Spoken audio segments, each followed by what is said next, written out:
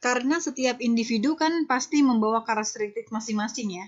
Umur, jenis kelamin, aktivitas olahraga, ya, merokok dan lain-lain. Jadi untuk menguji kecepatan, ya, kecepatan itu kan tadi saya bilang bukan cuma faktor gizi, faktor lain, faktor umur ya, pengalaman dia dalam berlatih kecepatan kan juga mempengaruhi kecepatan. Jenis kelamin ya, laki-laki perempuan kan juga mempengaruhi ya kecepatan. Aktivitas olahraganya, mereka yang sering latihan kecepatan pasti beda dengan orang yang latihannya kurang, ya kan? Merokok, atlet yang merokok pasti lebih lambat karena ada faktor lain ya yang mempengaruhi kecepatan. Nah, faktor-faktor ini kita harapkan tidak boleh mengganggu hubungan antara asupan gizi dengan kecepatan yang ingin kita ukur. Kita kan maunya kecepatan yang ada ini yang kita ukur ini dipengaruhi betul-betul karena faktor gizi, yaitu karbohidrat plus protein versus karbohidrat saja ya.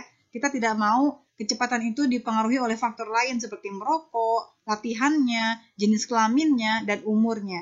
Oleh karena itu, inilah pentingnya randomisasi ya. Kita berharap karakteristik tadi yang bisa mengganggu hubungan antara asupan dengan kecepatan ya, ini bisa terdistribusi secara merata pada kedua kelompok.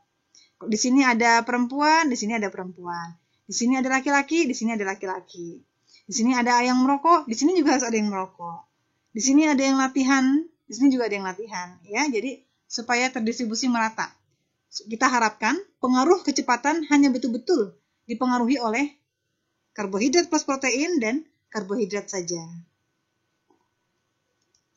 Jadi kalau proses randomisasi allocation tadi berjalan dengan baik ini ya, nanti kita akan memperoleh distribusi variabel confounder yang equal, yang merata pada kedua kelompok.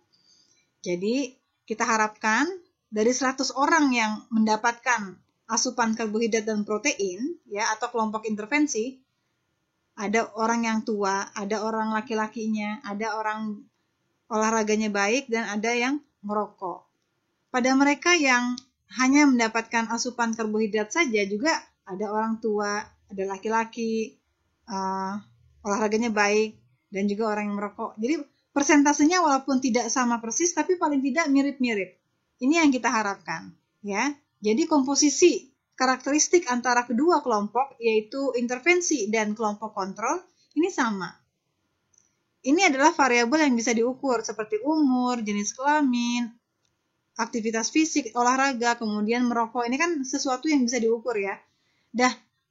Randomisasi ini bukan cuma bisa meratakan atau mendistribusikan variabel yang bisa diukur. Bahkan variabel yang tidak terukur pun juga bisa terdistribusi secara equal pada kedua kelompok dengan randomisasi.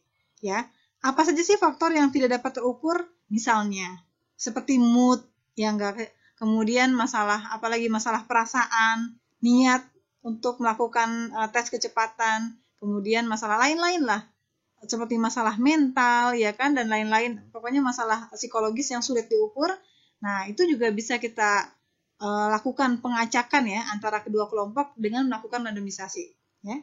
Jadi bukan cuma variabel yang dapat diukur, variabel yang tidak dapat diukur pun dapat terdistribusi secara equal kalau kita melakukan randomisasi.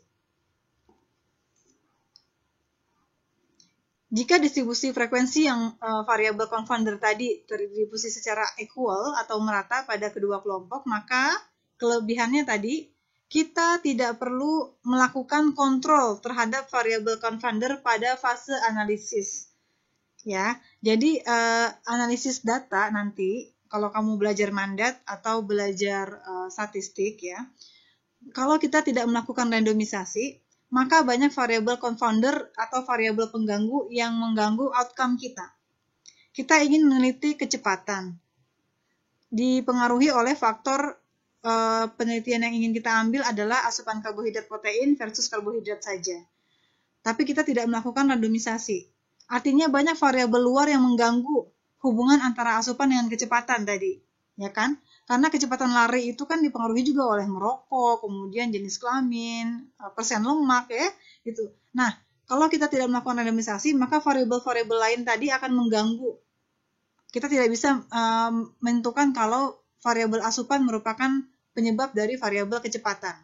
Sehingga nanti di fase analisis, kita harus melakukan analisis yang sifatnya multivariat. Teman-teman mungkin belum belajar ini ya, karena masih dalam S1 ya. Nanti di S2 baru belajar multivariat. Di multivariat kita akan mengontrol variabel-variabel pengganggu supaya kita bisa melihat betul-betul secara bersih bagaimana hubungan antara asupan karbohidrat plus protein dibandingkan dengan asupan karbohidrat saja terhadap kecepatan lari. Ya, itu contohnya ya. Jadi kita betul-betul ingin melihat hubungan antara variabel yang hanya ingin kita ukur saja. Kalau kita gagal melakukan randomisasi, maka mau tidak mau nanti analisis statistiknya harus sampai pada tahap multivariat. Ya. Tapi kalau kita sudah berhasil melakukan randomisasi secara equal, merata di antara kedua kelompok, maka analisisnya cukup sampai uji bivariate. Nah, inilah kelebihan kelebihan studi intervensi ya. Kita tidak perlu sampai uji multivariat, cukup sampai bivariat. Kenapa? Karena kita sudah berhasil mengontrol variabel-variabel pengganggu tadi. Sehingga kita yakin bahwasanya variabel yang kita ukur betul-betul dipengaruhi oleh variabel yang sedang kita amati. Kita yakin bahwa kecepatan lari tadi hanya dipengaruhi oleh asupan karbohidrat plus protein versus karbohidrat saja. Begitu. Kenapa? Karena validitas internanya sudah meningkat. Apa itu validitas interna? Tadi, antara faktor-faktor yang kita teliti, sudah kita rapihkan istilahnya ya. Kita hanya ingin meneliti bagaimana pengaruh asupan karbohidrat plus protein dengan karbohidrat saja terhadap kecepatan lari, dan kita rapihkan variabel-variabel pengganggu lainnya dengan cara mengequalkan tadi. Karakteristiknya sama antara kedua kelompok, antara intervensi dengan yang kontrol. Nah, ini contoh jenis-jenis random allocation. Ada random allocation yang sifatnya completely, ya langsung saja misalnya dari 1000 sampel di random, ada 500 orang yang mendapatkan exposure positif, ada yang tidak mendapatkan exposure atau exposure negatif. Ada juga yang random allocation-nya ini dilakukan secara stratified atau bertingkat. Ya, misalnya dari 1000 orang sampel ini ada perempuan, ada pria ya, ada wanita, ada pria. Kita pisahkan wanita dan pria supaya rata ya. Kemudian kita pisahkan berdasarkan umur. Nah, di antara yang wanita ini ada yang umurnya tua, ada yang umurnya muda misalnya ya. Begitu pula yang pria ada umur tua, ada umur muda. Ini kita acak nih. Kita distribusikan ke dua kelompok, yaitu kelompok yang mendapat exposure dan kelompok yang tidak mendapatkan exposure. Kita distribusikan secara merata. Yang tadi ya, kalau wanita 400 ya, ada orang tua 150, ada orang muda 250.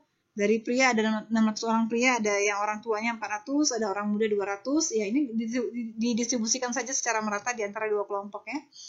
Tua 150 kita bagi dua saja, 75 ya. Yang muda dari wanita ada 250, kita bagi dua, 125.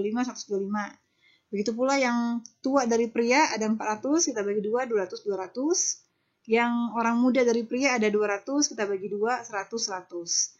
Sehingga kita dapatkan pada kelompok yang mendapat exposure, ada kelompok orang tuanya, ya, ada dari perempuan, ada orang muda dari perempuan, dan ada orang tua dari laki-laki, ada orang yang muda dari laki-laki. Begitu pula sampel yang tidak mendapatkan exposure, ya, ada orang tua dari perempuan, ada orang muda dari perempuan, ada orang tua dari laki-laki, ada orang muda dari laki-laki, ya, sehingga dengan begitu kita sudah menyamakan variabel apa?